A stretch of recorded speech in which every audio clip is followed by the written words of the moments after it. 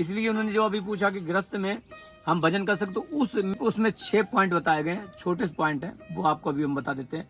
कि सबसे पहले हमने ये कहा कि सबसे पहला पॉइंट ये है कि क्या करना है, कि सबसे पहले निर्णय करना है। क्या? नंबर 1 निर्णय करना है कि संसार में कोई ऐसी व्यक्ति, कोई ऐसा व्यक्ति, वस्तु, स्थान नहीं है जो तुम्हें सुख दे सके, सुख दे सके, प्रेम दे सके। ये डिसीजन। हेलो दोस्तों, राधे राधे। कैसे हो आप? उम्मीद करता हूँ आप बहुत बढ़िया होंगे। आज हम आए हैं बरसाना और यहाँ पे कम से कम 100-200 बीघा का जंगल है। देख सकते हो जंगल ही जंगल है, यहाँ पे कोई व्यक्ति नहीं रहता।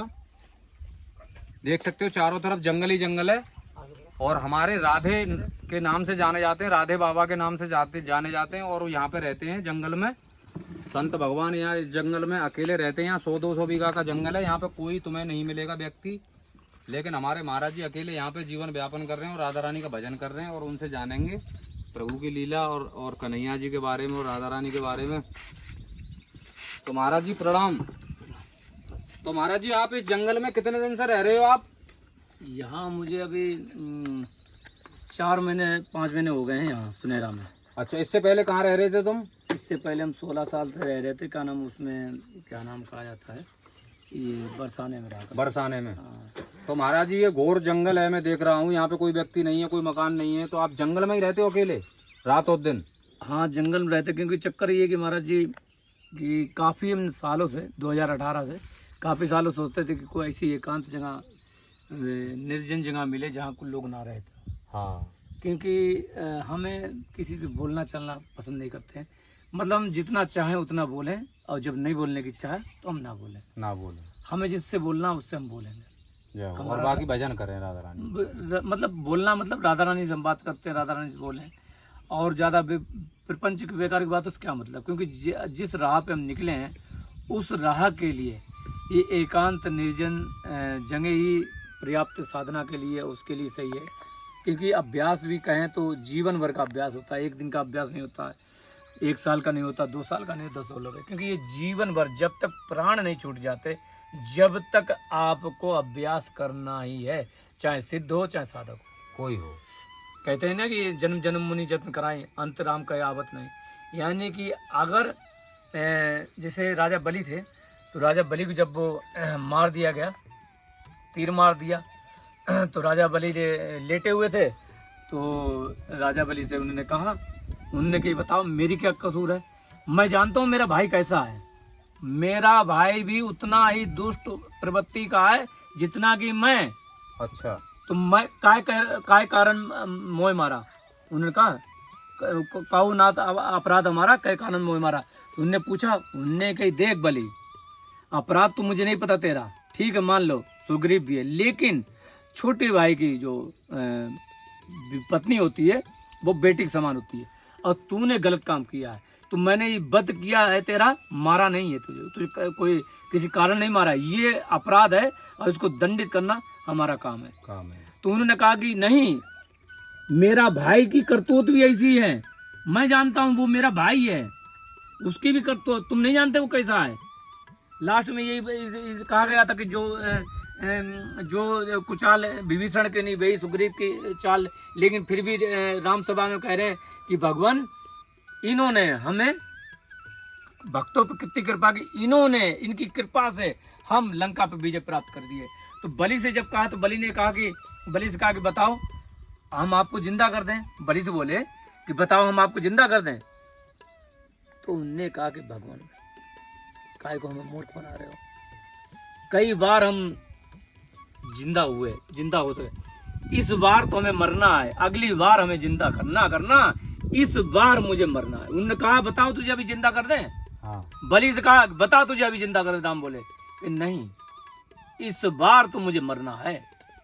तब उन्होंने कहा कि जन्म जन्म मुनि जत्न कराई, अंत राम कहे आवत नाही। क्योंकि अगर कहें तो इसका मतलब ये था कि मुनि जन होते हैं वो जंगल में, जैसे ये जंगल है नीचंजरी, यहाँ पे अभ्यास करते रहते, सब कुछ करते थे, लेकिन अंत समय भगवान का स्मरण नहीं हो पाता। जब प्राण छूटते हैं उस तब नहीं आ पाता। क्यों? क्योंकि सबसे पहले प्राण छूटने से पहले क्या होता है, जैसे आपके अगर लाठी मारी जाए, किसी की लाठी मार दी जाए, तो सबसे पहले क्या होता है कि वो बेहोश होता है, प्राण नहीं छूटते हैं, वो बेहोश होता है। और जब वो बेहोश होता है तब वो स्मृति चली जाती है। हाँ, अगर अभ्यास है, अगर तुम राम के भरोसे हो, अगर तुम राधा रानी के भरोसे हो, तब तो तुम्हें स्मृति रहेगी, वरना स्मृति नहीं नहीं रही। रहेगी। इसीलिए भगवान के भरोसे जो रहता है उसका ही कल्याण होता है, और जो और किसी के आश्रित रहेगा उसका कल्याण नहीं हो पाएगा। वैसे महाराज जी वैसे जो लोग बैठे बैठे प्राण त्यागते हैं या कैसे भी बीमारी से, तो वो माया नहीं लेने देती नाम, बच्चे मेरा ये मेरा वो। नहीं, वो तो कहा गया गृह कारज नाना जंजाला, मतलब जो घर गृहस्थी है ना उसमें कई जंजाल है। मतलब कहते तो वहाँ सब लोग घर गृहस्थी में भजन हो सकता है, गृहस्थी में भी कर सकते हो, सभी लोग कहते हैं। और 99% जो संत हुए हैं वो गृहस्थी में हुए हैं, लेकिन वो बिरला ही हुआ है, बिरला। क्योंकि कहते हैं कि कामी क्रोधी लोभी इनसे भजन नहीं होई, और भजन करे कोई सूरमा जाति वर्ण कुल कोई। मतलब कोई बिरला ही होता है जो कर पाएगा। इसलिए सबसे गृहस्थ में भजन नहीं हो पाएगा। जो भजन करने की एक क्रिया है, प्रतिक्रिया है, गुरुजन के पास जाएं, उनके पास सीखें, करें, वैसा चलें, जैसा वो बताएं वैसा करें, बस यही है।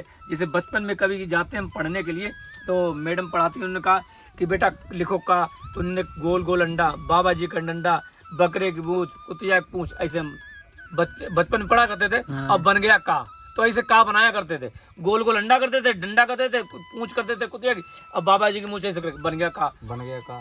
तो ये क्या इसने सिखाया, वो एक मतलब तरीका एक हो गया। अब उसको हमने मान लिया, क्या मैडम ने ऐसा कहा, का ऐसे बनेगा, ये नहीं कहा कि उल्टा का बनेगा, उल्टा बनेगा, सही बात। मतलब ये हमने ऐसे बनाया, ऐसे नहीं, ये नहीं ऐसे, वहां पे नहीं, मैडम जी ऐसे थोड़ी ना बनता, ऐसे बनता है।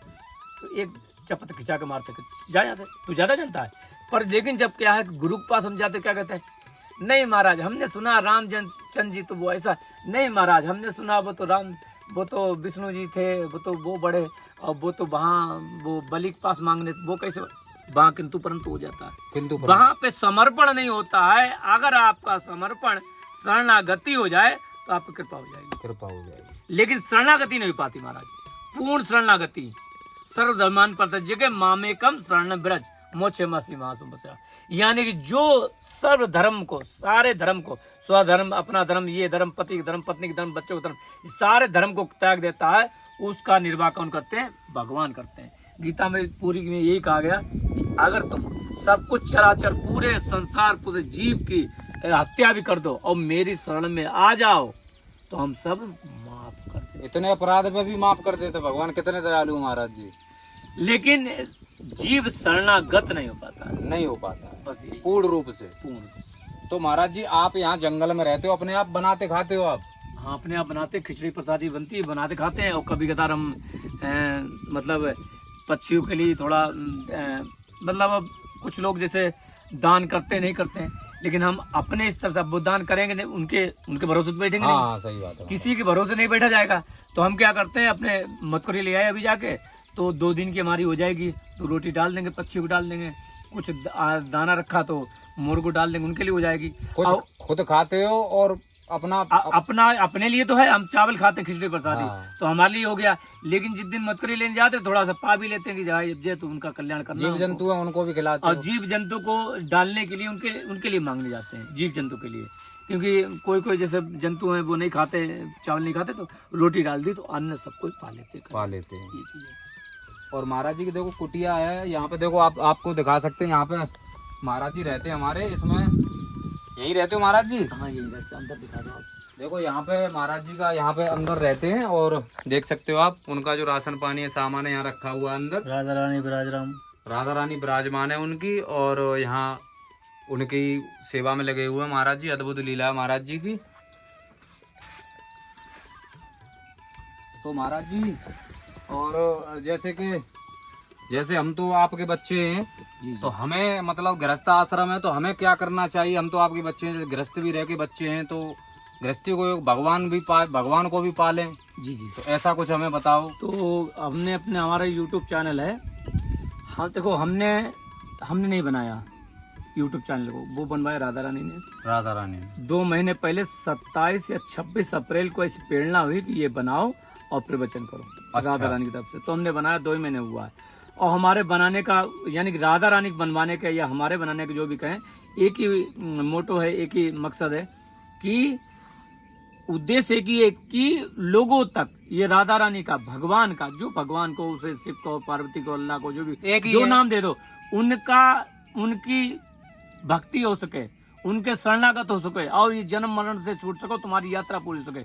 इसलिए उन्होंने जो अभी पूछा कि गृहस्थ में हम भजन कर सकते, तो उसमें हमने पोस्ट में, अभी भी हमने आगे पोस्ट नहीं डाला, तीसरे कॉलम में, अगर हमारे यादेवाव करके जाएंगे वहां पे तीसरे कॉलम में आपको एक पोस्ट मिल जाएगा जिसमें साधना दी गई है। सिर्फ उसमें 6 पॉइंट बताए गए हैं, छोटे पॉइंट है, वो आपको अभी हम बता देते हैं। कि सबसे पहले हमने ये कहा कि सबसे पहला पॉइंट ये है कि क्या करना है, कि सबसे पहले निर्णय करना है। क्या? नंबर 1 निर्णय करना है कि संसार में कोई ऐसी व्यक्ति, कोई ऐसा व्यक्ति, वस्तु, स्थान नहीं है जो तुम्हें सुख दे सके, सुख दे सके। प्रेम दे सके। ये डिसीजन जय हो। कोई भी नहीं है, क्योंकि तुम अद्वितीय हो, तुम्हारे जैसा कोई दूसरा पैदा ही नहीं हुआ। नहीं हुआ। दूसरा ये कि आज का दिन आखिरी दिन है, अंतिम समय है, ये निर्णय कर लो। यानी कि आज का सूरज अस्त या कल का सूरज उदय हम नहीं देख पाएंगे, ये देख के अब पुकारो राधा। ये सोच के जियो, ये सोच के जियो, ने ये सोच के पुकारो। फिर पुकारो। अब अगर मान लो, अगर आपको कैंसर है, आज शाम को मरने वाले हैं, तो भूख लगेगी? बिल्कुल भूख लगेगी? भूख नहीं लगेगी, वो तो बीमारी की नींद लगेगी? नहीं लगेगी, उसी की सोचता रहेगा बीमारी की। भय भी खत्म हो जाएगा। तो कहते हैं भूख निद्रा भय सबको सताती है, लेकिन ये 2 सूत्र मानने से ये तीनों चीजें खत्म हो जाती हैं, भूख निद्रा भय, जबकि सारी जीव को सताती है। तीसरी चीज ये जल्दी से बता दें कि आपको क्या करना, सबसे आपके अंदर जो हमारे हिसाब से है, लोग कुछ कहते हैं, हम अपने अनुभव बताते हैं। 2021-22 में जब मेरी यात्रा खत्म हुई, तब हमें अनुभव हुआ, हमारे परमात्मा अंदर आए, मेरे गुरु जी अंदर आए, तो उन्होंने उस समय बात कुछ हुई थी, तो उन्होंने बताया था कि आत्मा एक होती है। क्या होती है? आत्मा एक होती है। उसको परमात्मा कहो, आत्मा को कुछ भी कहो, एक ही होती है, 10-20 नहीं होती है। वो हमारे कहाँ रहती है? हृदय में। हृदय में। उसका कोई भी नाम दे दो, राम, कृष्ण, राधा, हनुमान, शिव, पार्वती, अल्लाह, गौड़, खुदा, जो नाम दे दो उसे फर्क नहीं पड़ता। नहीं पड़ता, क्योंकि उसका नाम तो बदलेगा नहीं। घर में अगर तुम हो, तुम्हें कोई भाई भी कहेगा, कोई पिताजी भी कहेगा, कोई बेटा भी कहेगा, कोई पति देव भी कहेगा, कोई स्वामी कुछ भी कहेगा, लेकिन तुम तो एक हो। ऐसे ही आत्मा का कोई फर्क नहीं पड़ता, उसका एक ही नाम है, एक ही नाम, वो एक ही है। वो हृदय में रहती है, और हृदय में क्या रहता है? एक रहता मन। क्या रहता? मन। मन कौन है? हम है। मन कौन है? हम है। हम है। और मन को किससे मिलना है? आत्मा से। आत्मा से मिलना के मतलब बता दें, मन से। और वो रहते कहाँ? शरीर के अंदर। शरीर। तो ये शरीर किसका है? परमात्मा का शरीर है। परमात्मा इस शरीर में रहता है, यानी मन को ही जीव कहते हैं। मन को जीव कहते हैं। मन के अंदर जीवन होता, मन जीना चाहता, आत्मा नहीं जीना चाहती। नंबर चौथा आप बता दें, ये जो आपने माना है ना अपने अंदर, यही सब जगह मानना है, सब जगह सबको मानना है कि सब जगह परमात्मा है। जय हो प्रभु। और 5वीं चीज ये है कि निष्काम परहित की सेवा करें। निष्काम सेवा करें, परहित की सबकी सेवा करें। कैसे सेवा करेंगे? जैसे मान लो आपके यहाँ छोटी सी पंगत चलती है, बर्थडे पार्टी चली, किट्टी पार्टी चली, कुछ कोई भी हो जाता है, छोटा सा भोजन प्रसादी हो जाता है, उस समय क्या करते हैं? पंगत पवाते नीचे बैठाते हैं। हम ये बताऊं, उनको पवाते हैं तो 3-4 लोग पवा देते हैं। कोई पानी परसा रहा, कोई बच्चे तुम्हारा होगा, वो कहे पापा हम ये पसाएंगे, भैया हम ये देंगे, कोई सब्जी, कोई पूड़ी दे देते हैं। हाँ। लेकिन उसको खिलाते समय क्या ये कहते हैं, भैया हमने तुम्हें पूड़ी खिलाई, ऐसा करो हमें भगवान दिला दो, भैया हमने तुम्हें पूड़ी खिलाई, सरकारी नौकरी दे दो, भैया हमने तुम्हें पूड़ी खिलाओ, अबे मेरी शादी नहीं हो रही, भैया शादी कर दो, भैया हमने तुम्हें देखो लड्डू खिलाए हैं, ऐसा करो, हमारे बहुत पाप हैं, हमारे दूर कर दो। कहते हैं? नहीं कहते। क्यों नहीं कहते? क्योंकि वहाँ अपनापन है, अपनापन है। लेकिन जहाँ गाय को खिलाएंगे तो क्या कहेंगे? गाय माता कर दो। बंदर को खिलाएंगे तो बंदर माता कर दो, कृपा कर दो, पैसा आ हाँ जाए, बंदर मामा कृपा कर दो। चींटी खिलाएंगे, पक्षी खिलाएंगे, कुत्ते खिलाएंगे, किसी को खिलाएं, पराये को, संत को, किसी खिलाएं तो क्या कहेंगे? भगवान कृपा। अरे वो खुद फंसा हुआ है, चोरा खुद फंसा हुआ है, तो तुम्हें क्या निकालेगा? सही बात है हमारा। तो इसलिए अब इसको सेवा कैसे करनी है? क्योंकि ये परमात्मा का घर है, हम यहाँ सेवक हैं, नौकर हैं, और ये सब भगवान के बच्चे हैं। हम नौकर हैं तो हमें इनकी सेवा करनी है, क्योंकि नौकर कुछ मिलता नहीं है, निष्काम भाव से करनी है। नौकर निष्काम भाव से होता है, उसमें मिलता कुछ नहीं। तो नौकर को निष्काम भाव से सबकी सेवा करें, सबकी सेवा, तो सबकी सेवा करें। चाहे आपका 5वां ये हो गया। 6ठा आपका हो गया, कोई भी व्रत करें, तप करें, कोई भी अनुष्ठान करें, उसके फल की इच्छा ना करें। फल की इच्छा ना करे, जो भगवान देंगे वो तो मिलेगा ही।